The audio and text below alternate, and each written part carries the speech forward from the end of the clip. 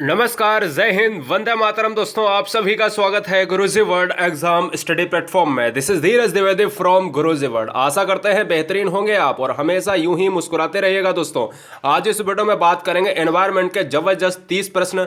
और भैया ये क्वेश्चंस बहुत ही टॉप लेवल के होंगे। जी हाँ, कहीं नहीं मिलने वाले, न किताब, न प्रैक्टिस सेट, ना ही कहीं आपको किसी वीडियो में मिलने वाले हैं। हाँ, हम कुछ क्वेश्चंस को हम सिंपल रखेंगे इस वीडियो में, लेकिन आपको बहुत कुछ इस वीडियो से सीखने को मिलेगा। पहला क्वेश्चन देखिएगा। हाँ, गलतियां होती हैं तो होने दीजिए। बहुत सारे बच्चों के कमेंट आते हैं कि सर गलतियां बहुत हुई, तो क्या वीडियो छोड़ देंगे? नहीं साहब ना। तो यार देखिएगा, पहला क्वेश्चन देखिएगा।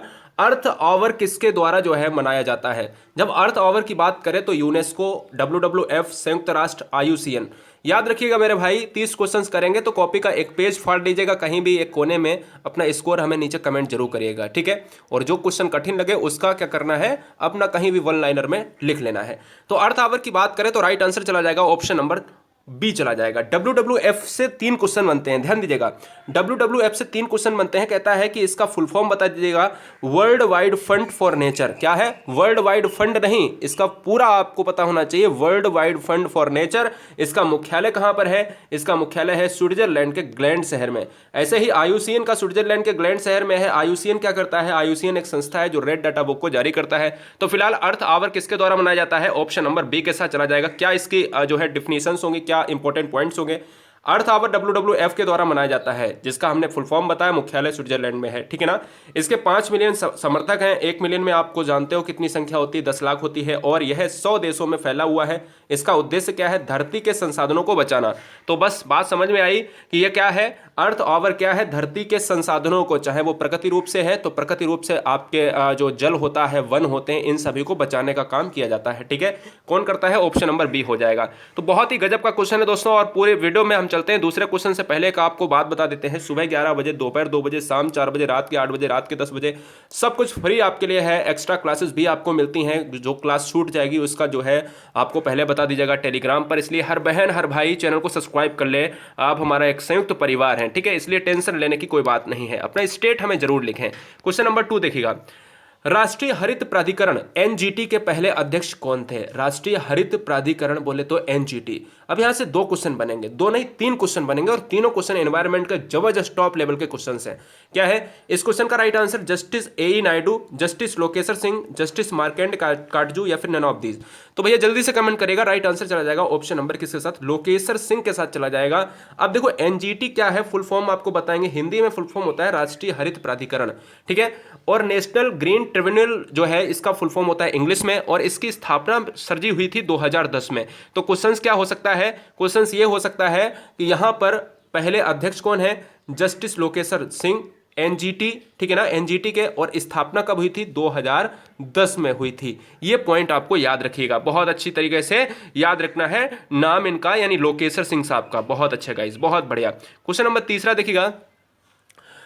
मांसाहारियों को किस पोषी स्तर पर रखा जाता है? मांसाहारियों को किस पोषी स्तर पर रखा जाता है? प्रथम, द्वितीय, तृतीय, अंतिम। देखो यार, ट्रायंगल सिद्धांत का यहां पर होता है। जो जो सबसे ज्यादा जो है ऊर्जा को ग्रहण करता है, वो कहीं ना कहीं उच्च ट्रायंगल के स्थान पर अपनी जगह को बना लेता है। अगर हम बात करें कि उत्पादक को कौन खाता है, तो उत्पादक होते हैं पेड़ पौधे, उनको खाने वाला होता है प्रथम उपभोक्ता, है ना। तो इस तरीके से चैन जो है बनती चली जाती है।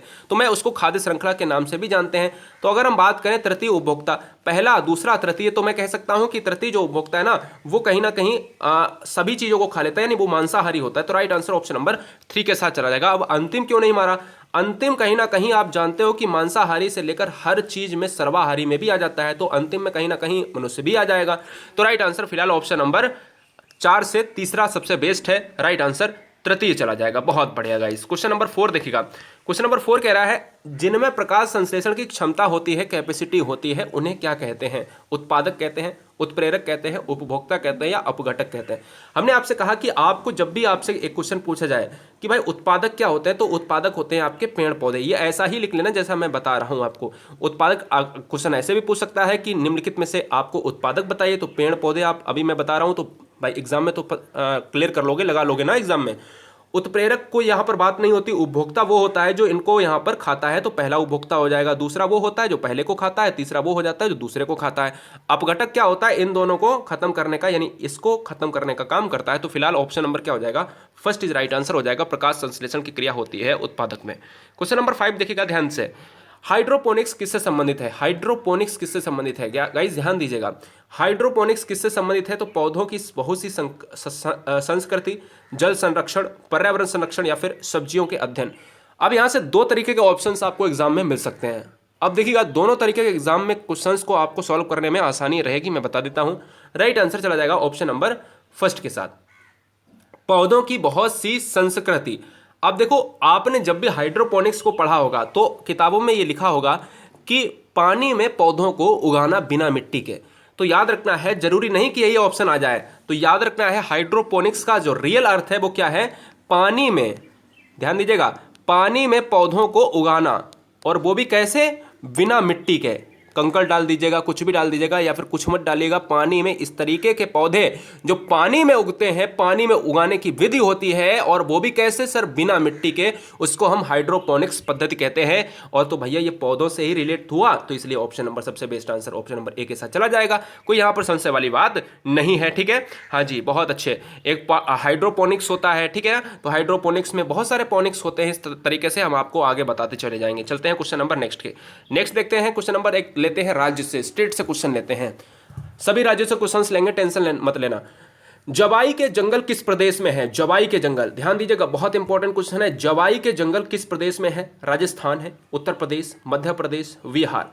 गाइस यहां पर राइट आंसर लगाए फटाफट, बहुत अच्छे गाइस, बहुत बढ़िया, बेहतरीन, आप सभी को सैल्यूट है। राजस्थान हो जाएगा इस क्वेश्चन का राइट आंसर, ठीक है, राजस्थान हो जाएगा इस क्वेश्चन का राइट आंसर। अब देखिएगा यहां पर थोड़ा सा डिस्क्रिप्शन में भी आपको बता देते हैं कि जवाई के जंगल राजस्थान में है, जो पाली जिले में है। इन्हें कंजर्वेशन रिजर्व स्टेटस मिला हुआ है। तो दो क्वेश्चन यहां से बन गए। आपसे कह सकता है कंजर्वेशन रिजर्व स्टेटस किस जंगल को मिला हुआ है, जवाई के जंगल कहां पर है, राजस्थान में। राजस्थान के कहां पर है सर, कौन से जिले में है, तो पाली जिले में है, ठीक है, याद रखिएगा। बहुत बढ़िया गाइस। क्वेश्चन नंबर 7 एक और लेते हैं, प्रदेश से क्वेश्चन आता है कि विक्रमशिला गंगा डॉल्फिन अभ्यारण्य किस प्रदेश में है। बहुत बढ़िया गाइस, बेहतरीन, उठाइए क्वेश्चन को। विक्रमशिला, बहुत कुछ सीखने को मिलेगा, जरूरी नहीं हर क्वेश्चन सही हो, बहुत कुछ सीखने को मिलेगा। विक्रमशिला गंगा डॉल्फिन अभ्यारण्य किस प्रदेश में है, जी हाँ, उत्तर प्रदेश में है, बिहार में है, पश्चिम बंगाल में है, असम में है। मैंने कहा आपसे विक्रमशिला, तो राइट आंसर चला जाएगा ऑप्शन नंबर, देखिएगा भागलपुर की बात होती है गाइस, एशिया का सबसे बड़ा यहां पर इसको जाना जाता है। भागलपुर सर बिहार की बात करते हैं, और भागलपुर बिहार जाता है हमारा ऑप्शन नंबर बी के साथ, हमारा बिहार, ठीक है ना। Right answer option number B हो जाएगा। बात करते हैं यहां पर विक्रमशिला गंगा डॉल्फिन अभ्यारण्य बिहार में है, जो गंगा की डॉल्फिन की सुरक्षा के लिए बनाया गया है। गंगा की डॉल्फिन भारत की राष्ट्रीय जलीय जीव है, तो याद रखिएगा ये पॉइंट बहुत इंपॉर्टेंट है। देखो अभी तक आपको लगता है बहुत सिंपल है क्वेश्चन, लेकिन आज भी पिछली बार एग्जाम हुआ टेट का, उसमें भी पूछ लिया गया कि राष्ट्रीय जलीय जीव कौन सा है, तो डॉल्फिन हो जाएगा, ठीक है, याद रखिएगा। हाँ जी, कितने बच्चे बिहार से, राजस्थान से, यूपी से, उत्तराखंड से, उत्तर प्रदेश और पंजाब हरियाणा सीजी टेट वाले हैं, जल्दी से कमेंट करें फटाफट। बहुत बढ़िया। क्वेश्चन नंबर 8 का देखेंगे। क्वेश्चन नंबर 8, निम्नलिखित में से प्रोटोकॉल में से कौन सा एक्सेस और बेनिफिट शेयरिंग यानी ABS, access and benefit sharing, जी हां, तंत्र से संबंधित है।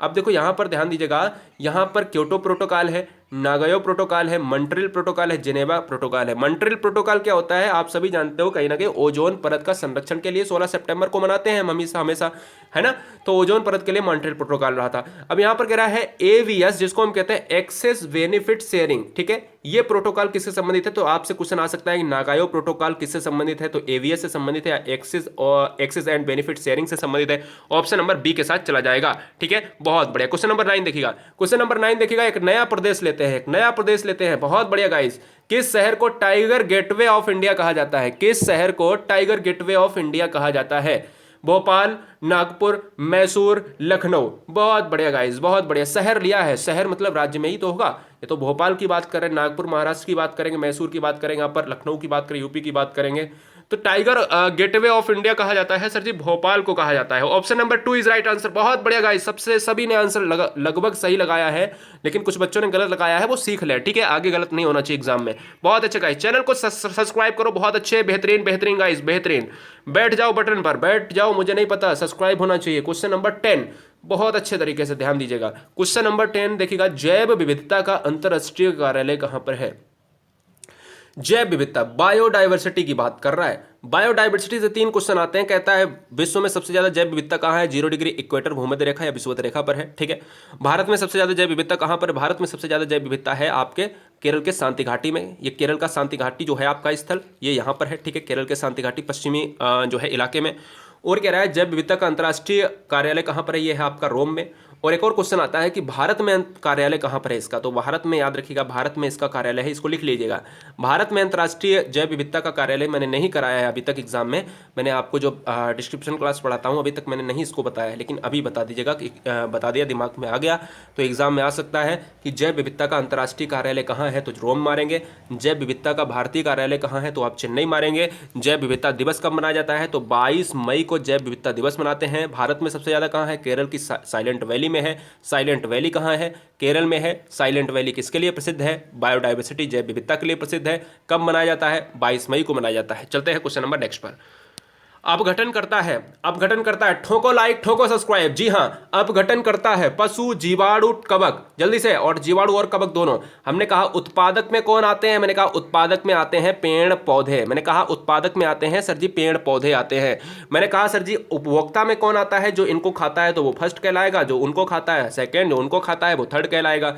इस तरीके की चैन बनती रहती है। अपघटन करता उत्पादक और उपभोक्ता को दोनों को खाते हैं, यानी कहीं ना कहीं दोनों को खत्म करने का काम करते हैं। और जीवाणु और कवक दोनों हो जाएंगे, ऑप्शन नंबर 4 के साथ चला जाएगा। क्वेश्चन नंबर 12 देखिएगा। क्वेश्चन नंबर 12 कह रहा है निम्नलिखित में से कौन सा पर्यावरण के अजैविक कारक नहीं है? मैंने कहा एनवायरनमेंट में 2 तरीके के कारक होते हैं, एक बायोटिक कंपोनेंट्स की बात होती है, एक एबायोटिक कंपोनेंट्स, अजैविक और अजैविक की बात होती है। अजैविक और जैविक की बात होती है। अजैविक में ये अजैविक है, एबायोटिक। अजैविक में क्या होता है? ताप दाब इत्यादि होते हैं, महासागर, पानी आनी होता है। और जैविक में क्या होता है? जैविक में होता है लिविंग थिंग्स, पेड़ पौधे और जीव जंतु होते हैं। अजैविक कारक नहीं है तो पौधे हो जाएंगे, ऑप्शन नंबर 3, क्योंकि ये तो है भैया जैविक कारक, तो 3 ऑप्शन इज राइट आंसर हो जाएगा। क्वेश्चन नंबर 13 की बात करेंगे। क्वेश्चन नंबर 13 कह रहा है किसी भूभाग क्षेत्र पर कितने प्रतिशत वनों का होना अनिवार्य है? यहां पर कह रहा है देखो वन, भारत में यहां पर मैं आपको मैप में हम 7 चीजें बताएंगे, 7 लगभग चीजें बताएंगे, ध्यान दीजिएगा। 7 नहीं तो 5 तो बता ही दूंगा। सुनिएगा मेरे भाई कि अगर आपसे पूछे भारत में सबसे ज्यादा क्षेत्रफल के अनुसार वन कहां पर है, क्षेत्रफल के अनुसार वन कहां पर है, तो ये हो जाएगा अपना एमपी वाला इलाका। भारत में सबसे ज्यादा परसेंट के हिसाब से वन कहां पर है, तो ये आपका हो जाएगा मिजोरम वाला इलाका। 2 क्वेश्चन हो गए। और एक और पूछता है कि भारत में घने वन कहाँ है, तो घने वन वाला हो जाएगा आपका अरुणाचल प्रदेश वाला इलाका, एपी वाला इलाका। ठीक है, आंध्र प्रदेश नहीं, अरुणाचल प्रदेश। तो क्षेत्रफल में मध्य प्रदेश है, परसेंटेज में मिजोरम सबसे आगे है, घने जंगलों में अगर देखा जाए अरुणाचल प्रदेश हो जाएगा। अब क्वेश्चन आता है कि सबसे ज्यादा कितने वन होने चाहिए पृथ्वी पर, तो 33% होने चाहिए। और एग्जैक्ट वैल्यू देखी जाए तो 33.33% होने चाहिए। अगर क्वेश्चन में ये आए कि वर्तमान में कितने हैं, भाई होने चाहिए तो इतने, वर्तमान में कितने हैं, शायद 24 यानी 24.33% वर्तमान में है, एग्जैक्ट डाटा है ये। ठीक है, राइट आंसर फिलहाल ऑप्शन नंबर 4 के साथ चला जाएगा। क्वेश्चन नंबर नेक्स्ट बात करेंगे। क्वेश्चन नंबर नेक्स्ट है हमारा 14। निम्नलिखित में से कौन सी गैस ग्रीन हाउस गैस के लिए सबसे ज्यादा जिम्मेदार है? ग्रीन हाउस इफेक्ट क्या होता है कि सूर्य से आने वाली किरणें पृथ्वी पर कुछ मात्रा में रोक ली जाती हैं, जो भाग जिस थोड़ा सा भी भाग होता है वो वापस नहीं पहुंच पाता है। अच्छा 100% किरणें आई होंगी और इनका कुछ भाग अगर पृथ्वी पर रुक गया होगा, तो ये बताओ सूर्य की किरणें होती हैं गर्म और कहीं ना कहीं जो ताप होगा वो बढ़ेगा या घटेगा? तो मैं कहूंगा डायरेक्ट बात है कि सिंपल सी बात है कि भाई बढ़ेगा। तो इसको कहते हैं भूमंडलीय तापन, इसको कहते हैं ग्रीन हाउस इफेक्ट, इसको कहते हैं जो है ग्रीन हाउस प्रभाव कहते हैं, बहुत सारी चीज़ों के नाम से जानते हैं। तो राइट आंसर क्या होता है? रियल कारण होता है CO2 का होता है। ठीक है, ऑप्शन नंबर क्या होता है? ऑप्शन नंबर फर्स्ट होता है, सबसे ज्यादा जिम्मेदार पूछा है तो फर्स्ट इज राइट आंसर हो जाएगा। क्वेश्चन नंबर 15 की बात करें। निम्नलिखित में से किस श्रेणी में घास को रखा गया है? घास को किस श्रेणी में रखा गया है, यानी कौन सा पौधा ऐसा है, कौन सा पौधा ऐसा है जो घास है, कौन सा ऐसा पौधा है जो घास है? पर्यावरण में एक ऐसा पौधा है जिसको घास की श्रेणी में रखा गया है, ये पूछ रहा है आपसे। बहुत अच्छा गाइस, देखिएगा यहां पर आपका बहुत ही गजब का क्वेश्चन बनेगा कि निम्नलिखित में से किसको घास की श्रेणी में रखा गया है। देखो यूकेलिप्टिस की बात करें तो एनवायरनमेंट का जो आतंकवाद है ना, वो इसको कहा जाता है। और ये राइट आंसर आपका चला जाएगा घास के साथ। ठीक है, ऑप्शन नंबर 4 यानी बांस जो होता है ना, बांस बहुत लंबा होता है। और याद रखिएगा यहाँ पर आपके ग्रामीण इलाकों में बहुत ज़्यादा इस बहुतायत मात्रा में पाया जाता है। ये क्या होता है, इसको घास की श्रेणी में रखा जाता है, ये पेड़ नहीं है, बहुत इंपॉर्टेंट तरीके से याद रखना है। घास के श्रेणी में रखने वाला पौधा है आपका बांस। और ये यूकेलिप्टस है, अपना आतंकवाद कहा जाता है। एक और होता है आतंकवाद के नाम से जानते हैं जो अपने उसमें पाई जाती है तालाबों में, जो पानी को सोख लिया करती है ना, बहुत, उसका नाम मुझे ध्यान नहीं आ रहा है। क्वेश्चन नंबर 16 करिएगा, तब तक मैं बता देता हूँ। उसका नाम पता नहीं क्या होता है। जी हाँ, बहुत बढ़िया, जलकुंभी होता है। हाँ, याद आ गया, जलकुंभी होता है। जलकुंभी भी क्या होता है, कहीं ना कहीं इन्वायरमेंट के लिए खतरा है। पर्यावरण शब्द से लिया गया है। पर्यावरण शब्द कौन सा लिया गया है? पर्यावरण शब्द जो है, एनवायरमेंट जो है, कहाँ से लिया गया है ये पूछ रहा है। एनवायरमेंट शब्द किस भाषा का शब्द है? सुबह 11 बजे, दोपहर 2 बजे, शाम 4 बजे, रात के 8 बजे, रात के 10 बजे। कुछ क्लासेस मिस हो जाती हैं, उनकी टेलीग्राम पर आपको जो है वो दे दिया जाएगा, और कुछ क्लासेस एक्स्ट्रा भी रहेंगी, कुछ क्लासेस एक्स्ट्रा भी रहेंगी भविष्य में, उनको जो है क्या करा जाएगा, आपको बता दिया जाएगा। जी हाँ, राष्ट्र हित में शिक्षा है, नो पैड, सब फ्री है आपके लिए। हर बहन पढ़ेगी, हर भाई पढ़ेगा, हर गरीब पढ़ेगा। यहाँ पर न हुई थी पैड की बात, न जिंदगी में होगी पैड की बात। पूरे दिन आपको क्लासेस, एक मोटिव, एक उद्देश्य, एक मकसद, आपका selection. Right answer option number A के साथ चला जाएगा। क्यों? क्योंकि फ्रेंच भाषा का शब्द है इन्वायरनर, उसी से बना हुआ है एनवायरमेंट। क्लियर? चलते हैं राइट आंसर क्वेश्चन नंबर 17 की तरफ। क्वेश्चन नंबर 17 की तरफ। चैनल को सब्सक्राइब कर लेना। निम्नलिखित तत्वों में से कौन सा स्थल मंडल में सबसे बड़ा घटक है? निम्नलिखित तत्वों में से कौन सा स्थल मंडल में सबसे बड़ा घटक है? ऑक्सीजन, सिलिकॉन, कार्बन डाइऑक्साइड या फिर एल्यूमिनियम? बहुत अच्छे। जब भी हम कहते हैं ग्रीन हाउस इफेक्ट गैसेस में सबसे ज्यादा हानिकारक गैसेस में कौन सा हाथ है, किस गैस का हाथ है, तो कहते हैं कार्बन डाइऑक्साइड, CO2 का ज्यादा उसमें हाथ होता है। लेकिन अगर हम बात करें सबसे ज्यादा स्थल मंडल में तत्व कौन सा है, घटक कौन सा है, तो मैं सिंपल सी बात आपसे कहूंगा कि आप मुझे ये बताओ, स्थल मंडल की बात कर रहा है, सबसे बड़ा घटक पूछा है, तो वो तो ऑक्सीजन हो जाएगा ना यार। इसमें ये तो पूछ नहीं रहा कि कौन सा प्रभाव है, खराब पड़ रहा है या जो है अच्छा पड़ रहा है। ये कह रहा है सबसे बड़ा घटक का मतलब है, ये सकारात्मक रूप से पूछ रहा है, ऑक्सीजन ही है। ठीक है, ऑक्सीजन सबसे ज्यादा बड़ा यहां पर तत्व माना जाता है। अब देखो यहां से 3 क्वेश्चन बनेंगे। जब भी आपसे पूछे स्थल मंडल में सबसे बड़ा घटक, तो ऑक्सीजन मारेंगे। सबसे बड़ा धातु का घटक अगर पूछा जाए तो फिर क्या मारोगे, तो आप मारोगे एल्यूमिनियम मारोगे। सबसे ज्यादा पृथ्वी में Fe नहीं है, लोहा नहीं है, बहुत सारे बच्चे लोहा मार देते हैं, सबसे ज्यादा पृथ्वी में एल्यूमिनियम पाया जाता है। ठीक है, right answer option number A के साथ चला जाएगा। Question number 18। भारतीय वनस्पति सर्वेक्षण, बहुत बढ़िया गाइस, बेहतरीन। भारतीय वनस्पति सर्वेक्षण BSI का मुख्यालय कहां पर स्थित है? BSI का मुख्यालय कहां पर स्थित है? भारतीय वनस्पति सर्वेक्षण BSI का मुख्यालय कहां पर स्थित है? मुंबई, पुणे, हैदराबाद, कोलकाता? बहुत अच्छे गाइस, बहुत बढ़िया, बेहतरीन।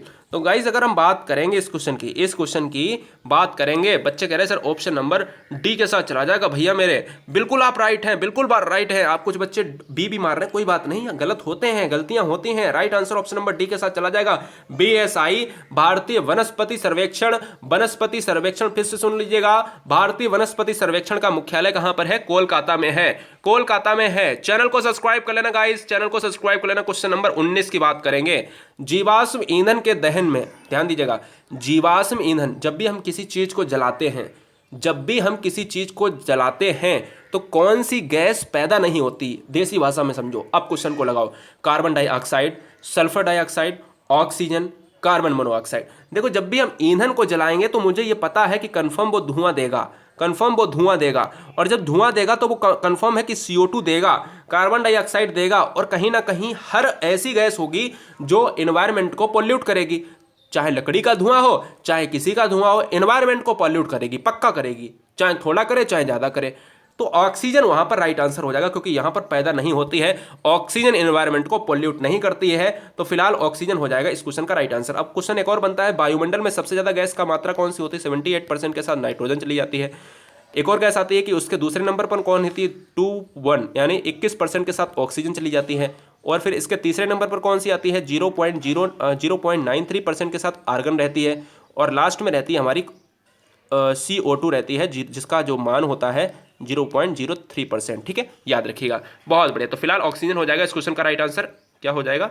ऑक्सीजन हो जाएगा, हाँ जी ऑक्सीजन हो जाएगा। ठीक है, क्वेश्चन नंबर 20। मतलब ये पूछा था कि भाई कौन सा यहाँ पर जीवाश्म ईंधन को जलाने पर कौन सी गैस नहीं निकलती है, तो मैंने कहा पॉल्यूशन वाली सारी गैसेस इकट्ठी कर दो और कौन सी गैसेस हैं उनको हटा दो, तो ऑक्सीजन हटा दी थी। Question number 20।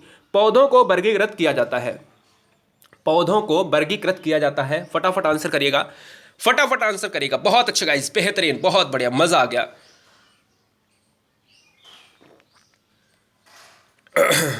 देखिएगा, पौधों को वर्गीकृत किया जाता है। मैंने कहा लिविंग थिंग्स को, पौधों को अगर हम देखा जाए तो हम उनको उत्पादक में रखते हैं, और उत्पादक में रखेंगे तो अपघटक का काम ही खत्म हो गया, तो अपघटक का काम खत्म हो गया तो उपरोक्त सभी भी खत्म हो गया। तो यहां पर right answer option number B के साथ चला जाएगा, उत्पादक का आंसर राइट हो जाएगा। Question number 21। क्वेश्चन नंबर 21 कह रहा है क्लार्क वी वेविन पुरस्कार किससे संबंधित है? वन्यजीव सुरक्षा से, पर्यावरण संरक्षण से, जल संरक्षण से, या फिर खेल से? क्लार्क वी वेविन पुरस्कार किससे संबंधित है? क्लार्क वी वेविन पुरस्कार किससे संबंधित है? वन्यजीव सुरक्षा से, पर्यावरण संरक्षण से, जल संरक्षण से, या फिर खेल से? तो right answer option number A के साथ चला जाएगा, वन्यजीव सुरक्षा से। क्या है कि वन्यजीव सुरक्षा से जो पुरस्कार संबंधित है वो है क्लार्क वी वेविन पुरस्कार, वन्यजीव सुरक्षा से संबंधित है। यह वन्यजीव सुरक्षा के लिए कार्य करने वाले व्यक्तियों को दिया जाता है। अगर वन्यजीव सुरक्षा के लिए अच्छा कार्य करता है तो हर साल इस पुरस्कार को दिया जाता है।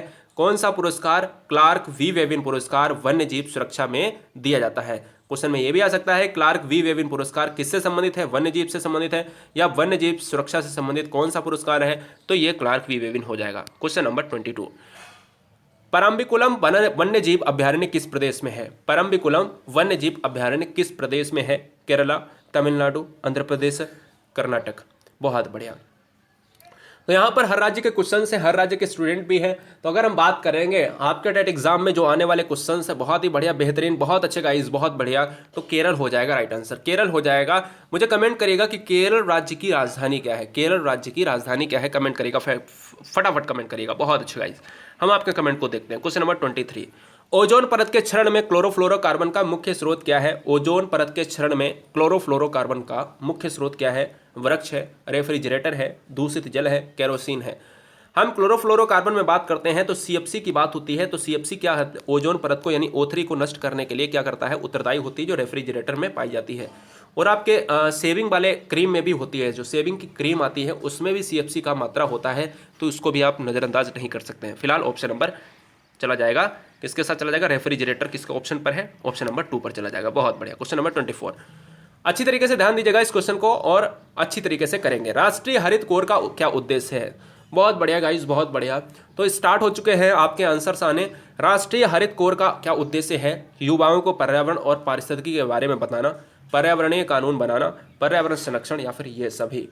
तो गाइस अगर हम बात करेंगे इस क्वेश्चन का राइट आंसर चला जाएगा बच्चों का, हर बच्चे यहाँ पर ये सभी लगा देते हैं देख के। तो क्या हर आंसर का, हर क्वेश्चन का आंसर ये सभी हो जाएगा? नहीं।